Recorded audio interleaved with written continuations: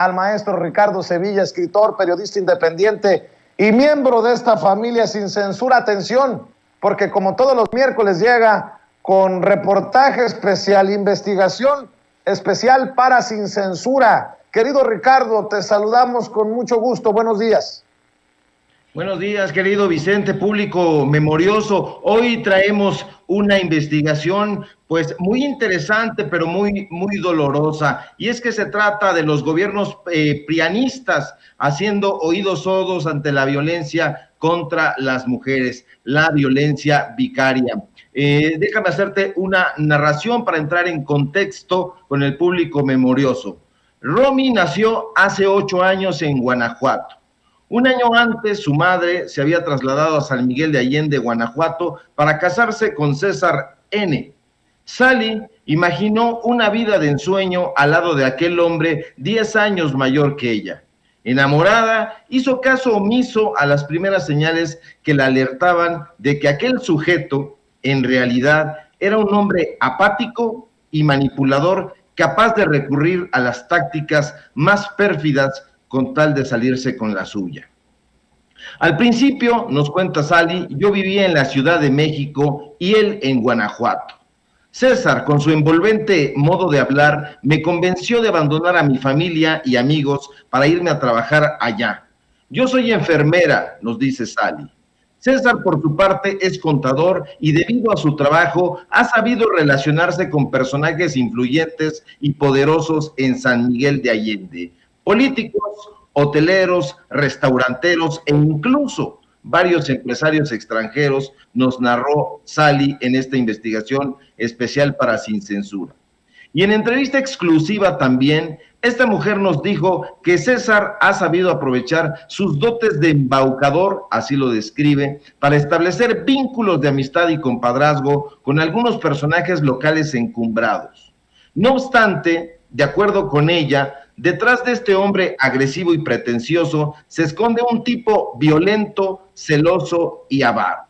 Sally cuenta Sin Censura, Vicente, que a las pocas semanas de haberse casado con César N., el tipo comenzó a pedirle dinero y al poco tiempo terminó exigiéndole que se ocupara de los gastos del hogar. En menos de un año, nos dice Sally, fui yo la que pagaba los gastos de la casa. Luz, agua, teléfono e incluso despensa. Y no solo eso, al cabo de algunos meses, nos narra, terminé manteniéndolo también a él, nos dijo con los ojos anegados de llanto. Sally cuenta por otra parte que al darse cuenta de que se había casado con un violentador, decidió divorciarse, pero las cosas no fueron tan simples. Después de que Sally recibió una catarata de intimidaciones que incluyeron chantajes sentimentales, injurias, coacciones y amenazas de muerte, su ex esposo terminó diciéndole, ya verás, te voy a dar un madrazo donde más te va a doler. Y así fue, público memorioso. Mediante una serie de argucias que han incluido el solapamiento del gobierno estatal del PAN y el gobierno municipal del PRI en San Miguel de Allende, César N. está a punto de arrancar a Romy de los brazos de su madre. Cabe destacar, Vicente, que el gobernador de Guanajuato es Diego Sinué Rodríguez Vallejo y que de 2018 a 2021 el ayuntamiento de San Miguel de Allende estuvo encabezado por el panista Luis Alberto Villarreal García y actualmente es gobernado por el PRI, sí, por Mauricio Trejo Pureco, que no puerco. Y aunque Sally ha buscado de distintas formas a estos personajes para exponerles la violencia y el acoso que está padeciendo por parte de su expareja, las autoridades locales hasta el momento han hecho caso omiso de su caso. Pese a que Romy se ha negado rotundamente a volver con su padre, la jueza ha determinado que Sally deberá entregársela a César N. La niña, quien actualmente tiene 8 años, se niega a irse con su padre y tiene razones de sobra, Vicente. De acuerdo con la información a la que pudimos acceder, César N. ha golpeado en distintas ocasiones a la menor, dejándole moretones visibles en diferentes partes del cuerpo. Ella misma lo ha dicho. Pero eso no ha impedido que su padre se obstine en llevársela. En un video tomado por la propia madre, podemos observar cómo César N. en compañía de sus abogados y 2 personas más, intenta llevarse a la menor en contra de su voluntad, pese a que Romy se niega a irse con él. En el documento visual, que a continuación veremos, se puede ver y escuchar a una mujer que funge como abogada de César N., exigiéndole en repetidas ocasiones a Sally que baje a la niña de sus brazos. Vamos a escuchar este video de la mamá cargando a la niña y ahorita continuamos. Tengo miedo. Baja la niña si quieres. No se quiere. No, yo no quiero. Yo no me quiero. No, yo no me quiero ir con mi papá, por favor. Baja la niña. Por favor, déjenme que me quede con mi papá. Es que me podemos guardar compartido.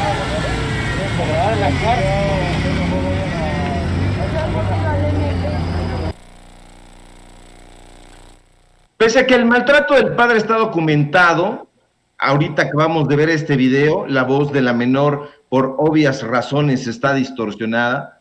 Las autoridades del DIF municipal de San Miguel de Allende, Vicente, a través del psicólogo perito Santiago Martín Lara, emitieron un documento donde se describe a César como un personaje que tiene un carácter cuya principal característica es la grandiosidad. Sí, así lo describe este personaje en este documento que podemos ver incluso con lupa. Ahí aparece el nombre de este perito psicólogo Martín Lara, donde describe al padre como grandioso. De acuerdo con él, tiene una personalidad con características de grandiosidad, algo extraño y extraordinario en una descripción. Ahora, lo más anómalo del asunto, Vicente, es que Santiago Martín Lara, este psicólogo perito, este sujeto, es amigo de César N., el padre. De hecho, en varias ocasiones ambos personajes han acudido personalmente a casa de Sally para intentar llevarse a la niña, pese a que la propia menor insiste una y otra vez que no quiere irse con su padre. Evadiendo la neutralidad que debe caracterizar su trabajo, Martín Lara, Vicente, se ha colocado del lado de su amigo César y ha premiado a la niña para que se vaya con su progenitor. En otro video que está en poder de Sin Censura, podemos observar al funcionario público insistiéndole a la pequeña para que salude a su padre, mientras la menor le responde que su corazón le dice que no quiere verlo. Vamos a escuchar este video donde aparece Santiago Martí y se escucha a la voz de la niña en la puerta. ¿Papá? No. ¿No? Yo quiero lo que dice mi corazón, yo lo digo. Ajá, y en este momento, ¿qué dice tu corazón? Yo no me quiero ir con mi papá. ¿No? Pero por lo menos lo quieres saludar, tu papá vino a saludarte. Que dejes que tu papá te pueda saludar. No quiero. ¿No? ¿Por qué? Me siento más a gusto con mi mamá. Entonces, ¿crees que...? No puedes grabar porque es mi propiedad, por favor. No puedes grabar. No puedes grabar, estás en mi propiedad. Bueno, yo estoy dentro de mi propiedad. ¿No quieres venir, Romina? No puedes grabar, por favor. Ok, entonces venimos el próximo domingo. ¿Cómo ves? ¿Sí? Nada más sí se acuerda que la juez dijo que no tenía que estar presente. Ya lo estamos viendo, público memorioso. Romy no quiere ir. Una y otra vez ha expresado su deseo de no volver a casa de su padre. Ya lo escuchamos en el video. Lo dice la menor con todas sus letras. Te tengo miedo. Y pese a que Sally ha denunciado la violencia familiar y económica que padeció al lado de César N., Martina Guevara Ramos, jueza en el Juzgado de Oralidad Familiar de San Miguel de Allende, determinó que la custodia le corresponderá a César N.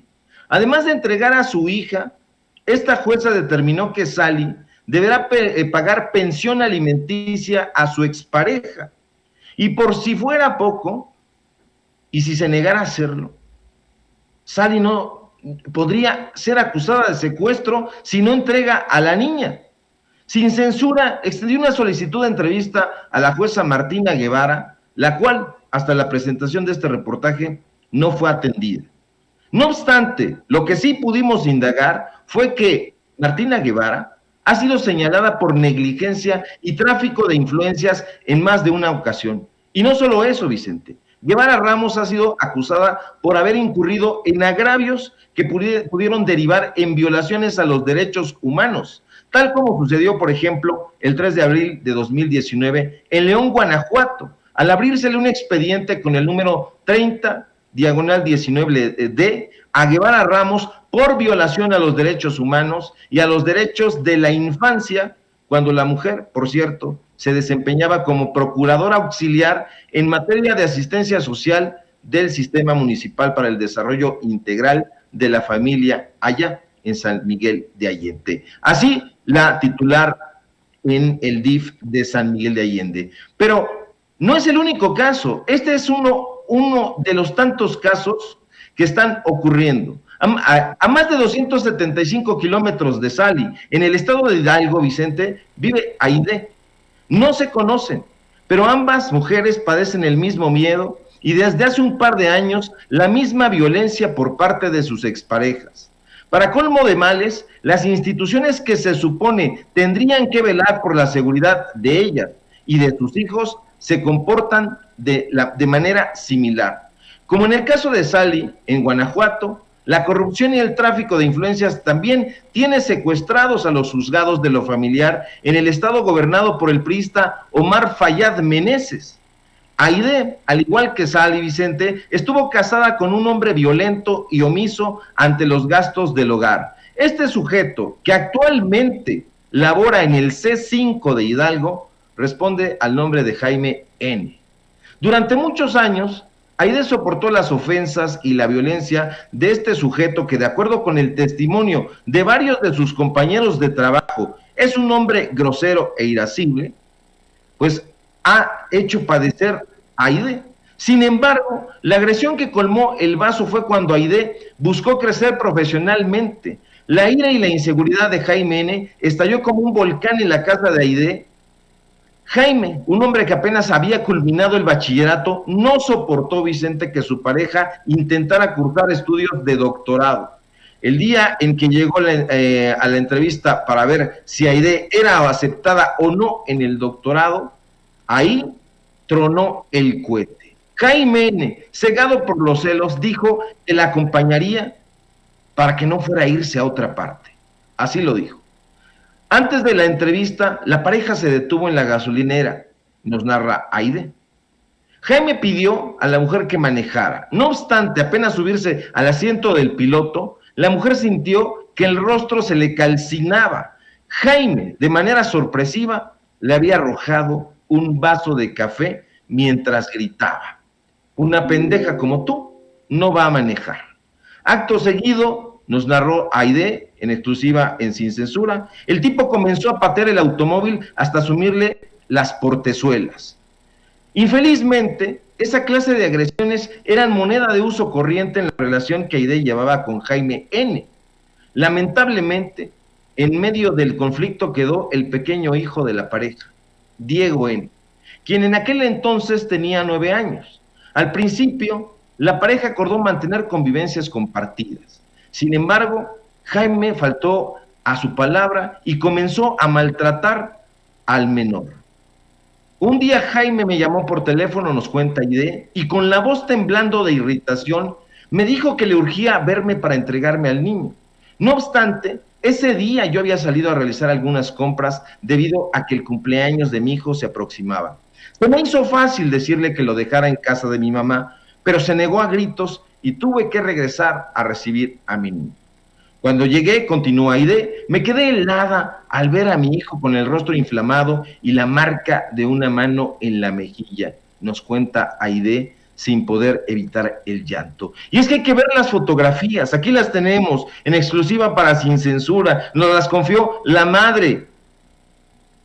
Vean nada más, público memorioso, esto es una infamia. Tiene el rostro el niño, pues marcado por la mano de su padre, de su progenitor, de quien se supone debería de cuidarlo, y no fue así y no ha sido así.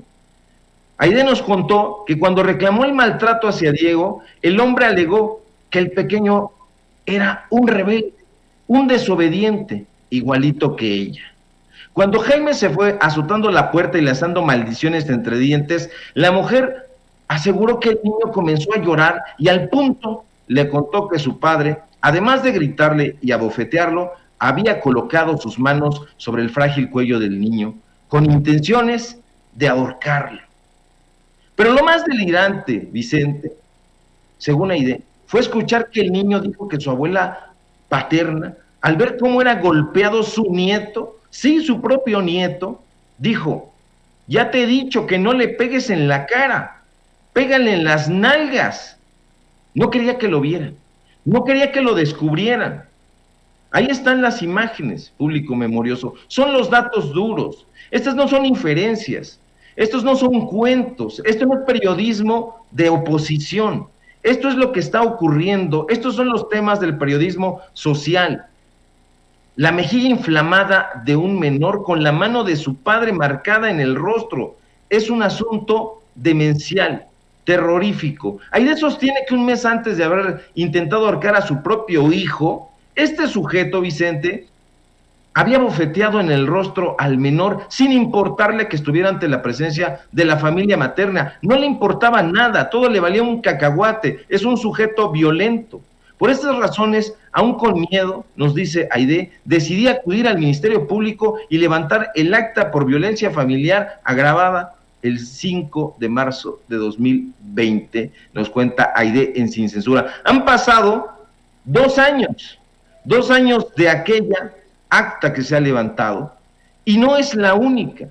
Desde entonces, personas como Aide, mujeres como ellas, como Aide, como Sally, han librado una batalla por conseguir la patria potestad de sus hijos, pero se han topado con que la justicia estatal, con que la justicia municipal, con que la justicia local ha actuado en complicidad con sus exparejas. Aide asegura que el problema principal es que a Hidalgo no ha llegado la 4T.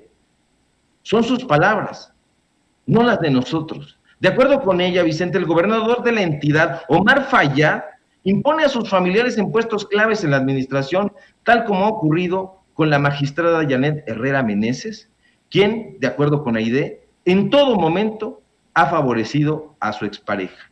Delirante, Vicente, delirante, público. Mujeres juezas en contra de mujeres practicando violencia vicaria.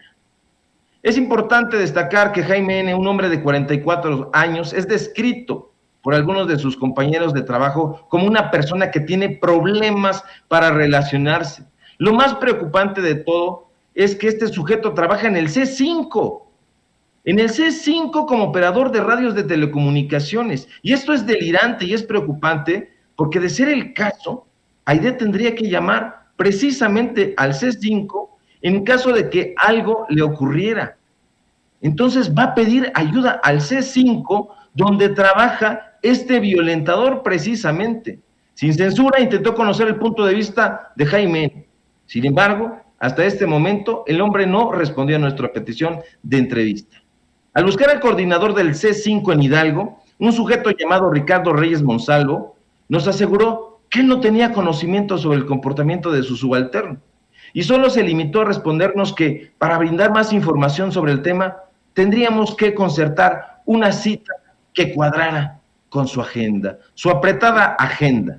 Curiosamente, Aide asegura que Ricardo Reyes Monsalvo está perfectamente enterado sobre el caso, y para demostrarlo, nos mostró un oficio con sellos de recibido, donde en efecto consta que la corporación fue informada en tiempo y forma sobre la demanda por violencia intrafamiliar y económica que Jaime ejerció contra su hijo y su expareja. De acuerdo con Aide, el director del C5 de Hidalgo habría tenido un vínculo sentimental con la prima hermana de Jaime y justo por eso decidió hacerse de la vista gorda. Este es el esquema de violencia que está ocurriendo en muchos lados y que no se ha hablado en los medios de comunicación corporativos y prácticamente en ninguna parte. Sally y Aide Vicente son víctimas de algo que se llama violencia vicaria. Y esta violencia vicaria, algunos de estos casos comienzan con acciones como sacar de su casa a las mujeres, difamarlas en redes sociales, atacar a familiares cercanos y personas significativas. También se promueven procesos de custodia y recursos legales para coartar sus visitas. Las están violentando, público memorioso, en un contexto donde la mujer está siendo maltratada, está siendo asesinada. Es muy importante que se saquen a relucir estos temas. Están ahí desde hace mucho tiempo y se tienen que dar a conocer. Son muchos los casos.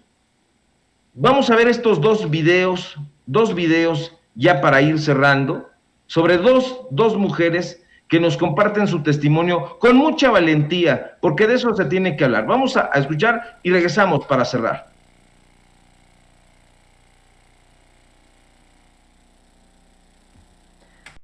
Mi nombre es María de la Luz Monter y soy víctima de violencia vicaria.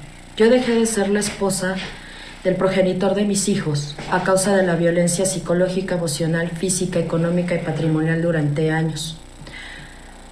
Lo que él no comprendió es que dejamos de ser pareja, mas no padres. Tengo más de 2 años sin poder ver a mis hijos porque me fabricó una carpeta penal por un delito que no cometí, como estrategia para impedirme las convivencias a las que tengo derecho y que la juez me concedió. Mi situación cambió de ser la víctima a ser la delincuente. Mi pregunta es, ¿en qué momento es un delito salir corriendo de tu hogar por salvar tu vida? Las instituciones no han juzgado con la debida perspectiva de género y es ahí donde radica mi denuncia pública en este momento. Y agradezco el espacio y la atención a mi caso. Lo dejo como una llamada de atención a que si en mi caso no han podido hacer nada las autoridades, ahora lo hagan con otras mujeres, para que esto ya no suceda. A lo mejor el daño que he sufrido y el daño hecho a mis menores ya no es reversible. Y va a pasar mucho tiempo para que podamos borrar las huellas de estas situaciones. Sin embargo, de diversos colectivos a finales de 2021, del año pasado, Vicente, la Comisión Nacional de los Derechos Humanos está estudiando, así dice, más de 150 casos de violencia vicaria en diferentes entidades del país. No es el único caso, el de estas mujeres. Hay más. Vamos a ver este otro video ya para cerrar. Mi nombre es Aide Franco Moreno y soy víctima de violencia vicaria. La violencia vicaria es una violencia que se ejerce sobre los hijos para dañar a la mujer. A unos días de su fiesta de 10 años, el progenitor Jaime N., durante una convivencia, golpeó brutalmente en el rostro a mi hijo, para según él corregirlo. Por mi hijo me enteré que la madre del agresor, o sea su abuela, en lugar de consolarlo, le dijo que a ver si así aprendía a respetarlos y que dirigiéndose al agresor añadió, ya te dije que no le pegues en la cara, pégale en donde no se note. Cuando yo pregunté al progenitor por qué había lastimado hacia nuestro hijo, él me respondió que quizás era para desquitarse de mí y que procediera como yo quisiera, que él perdió el control. El agresor, quien labora en el C5, adscrito a la Secretaría de Seguridad Pública, ha sido protegido por el coordinador del C5 y por las autoridades del estado de Hidalgo. El hecho de que el peritaje médico de mi hijo se extraviara por 7 meses y que mi expareja resultara con una suspensión condicional del proceso son muestra de que el cuidado de las infancias en Hidalgo no es algo importante. La jueza de control, Dalia Ivonne Ortega González, dio la instrucción al Ministerio Público durante una audiencia para dar inicio al juicio de convivencias. Hago un llamado a la sociedad porque un violentador no puede ser un buen padre, ni puede tener una convivencia sana con su hijo, y porque todos los niños y niñas tienen derecho a vivir una vida libre de violencia. Mi expareja actuó con todo el dolo del mundo para hacerme daño, violentando a mí. En esta violencia vicaria, Vicente, público memorioso, se han identificado varios patrones de conducta de parte de los agresores, pero también de las autoridades que regularmente e infelizmente favorecen a los hombres dentro de un sistema de impartición de justicia que carece de perspectiva de género y especialización en derechos de la niñez, puesto que la violencia vicaria es la expresión de la violación a ambas y pone en evidencia cómo las infancias también pueden ser víctimas directas de la violencia de género. Y esos son, querido Vicente, los datos duros, datos durísimos, datos lacerantes. Hay que poner estos temas, pues, en la mesa de la discusión. No pueden estar ahí. Acabamos de atestiguar, de padecer lo que ocurrió en Nuevo León, en ese gobierno de Samuel García, con Devani. Pero siguen los ataques, siguen las amenazas, siguen los feminicidios. Estos casos están en Hidalgo, donde gobierna Omar Fayad, los que estamos presentando, donde gobierna Sinoé Rodríguez Vallejo, en Guanajuato. Pero presidentes municipales del PRI, del PAN, y hay otros, tenemos muchos testimonios, pero estos son solamente ejemplos de estos patrones de conducta. Se están preparando propuestas para agregar en la ley este tipo de violencia machista que ha estado invisibilizada y cuyo objetivo es dañar a la mujer a través de sus seres queridos, principalmente de sus hijos. Hombres resentidos, público memorioso, Vicente, que no se resignan a que la relación terminó y ven a los hijos como botín de la batalla, pero los castigan para lacerar a las madres. Esos son los datos duros, Vicente. Pues qué fuerte el tema que abordas aquí en Sin Censura, mi querido Ricardo Sevilla, y ojalá que también los diputadas que amablemente forman parte cotidiana de las mesas de diálogo aquí en Sin Censura asuman este tema y busquen también soluciones, poner su granito de arena desde el mundo legislativo.